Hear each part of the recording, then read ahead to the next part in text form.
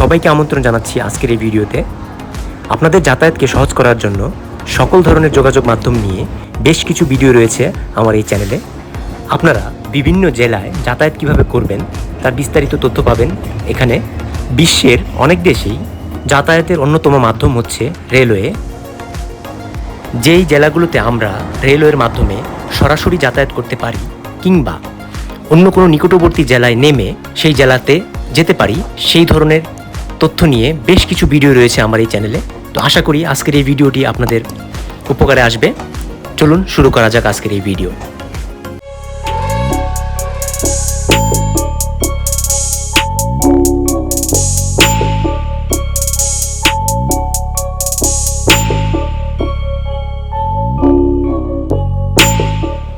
আজকে আলোচনা করব ঢাকা থেকে জয়পুরহাট যাওয়ার সকল বিস্তারিত, অর্থাৎ কয়টি ট্রেন ছাড়ে, কয়টার সময় ছাড়ে, কোন স্টেশন থেকে উঠবেন, কোন স্টেশনে নামবেন, সাপ্তাহিক বন্ধ কবে, ট্রেনের ভাড়া কত, যাবতীয় তথ্য থাকছে আজকের এই ভিডিওতে।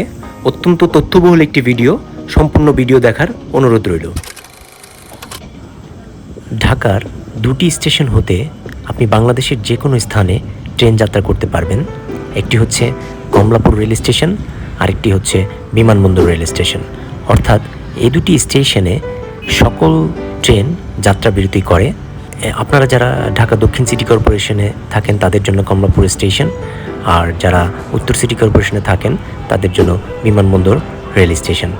আসলে উত্তর দক্ষিণ হিসাবে নয়, আপনার বাসার অবস্থান বিবেচনায় যে স্টেশনটি আপনার কাছে সেখান থেকেই আপনার ট্রেন যাত্রা আপনি শুরু করতে পারেন। তবে এখানে একটি বিষয় আমি বলে রাখি, যদি আপনার সাথে অধিক পরিমাণ মালামাল থাকে সেক্ষেত্রে আপনি কমলাপুর স্টেশনটি আপনি পছন্দ করে নিতে পারেন, কারণ সেখানে ট্রেনের যাত্রা শুরু হয়, সেখানে দীর্ঘ সময় ট্রেনটি অপেক্ষা করে।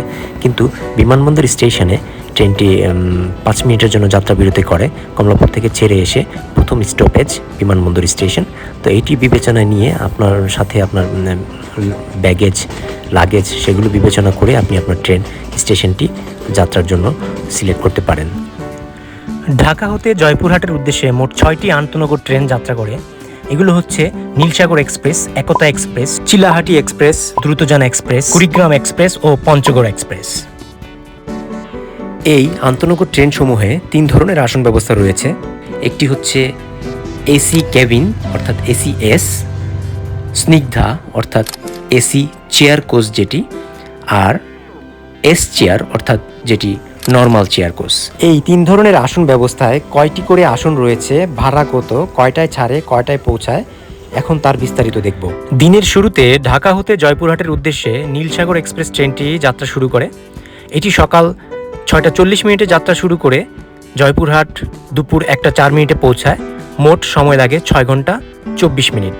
এটি এস্টিমেটেড টাইম, যদি কোনো ক্রসিং থাকে কিংবা অন্য কোনো সমস্যা থাকে তাহলে সময় বেশি লাগতে পারে।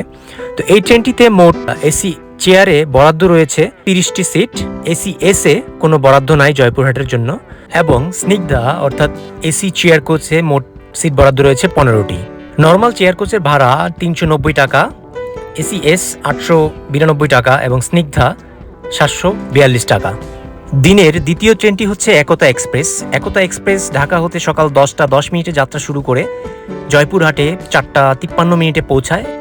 মোট সময় লাগে 6 ঘন্টা 43 মিনিট। স্নিগ্ধা অর্থাৎ এসি চেয়ার কোচের ভাড়া হচ্ছে 742 টাকা, এসি এস অর্থাৎ এসি কেবিনের ভাড়া হচ্ছে 892 টাকা এবং নর্মাল চেয়ার কোচ এস চেয়ারের ভাড়া হচ্ছে 390 টাকা।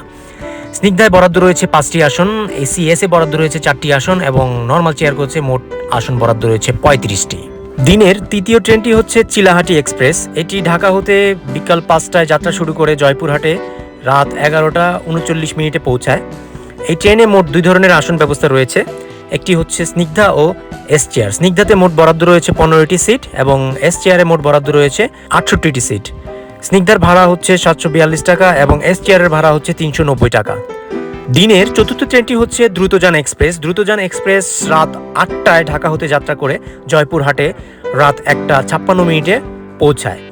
এতেও ঠিক আসন বরাদ্দ রয়েছে স্নিগ্ধা ও এস চেয়ারের জন্য। স্নিগ্ধা বরাদ্দ রয়েছে 5টি এবং এস চেয়ারে বরাদ্দ রয়েছে 30টি। স্নিগ্ধার ভাড়া হচ্ছে 742 টাকা এবং এস চেয়ারের ভাড়া হচ্ছে 390 টাকা। দিনের পঞ্চম ট্রেন হচ্ছে কুড়িগ্রাম এক্সপ্রেস। কুড়িগ্রাম এক্সপ্রেস ঢাকা হতে রাত 8:45 যাত্রা শুরু করে জয়পুরহাটে মধ্যরাত 2:50 পৌঁছায়।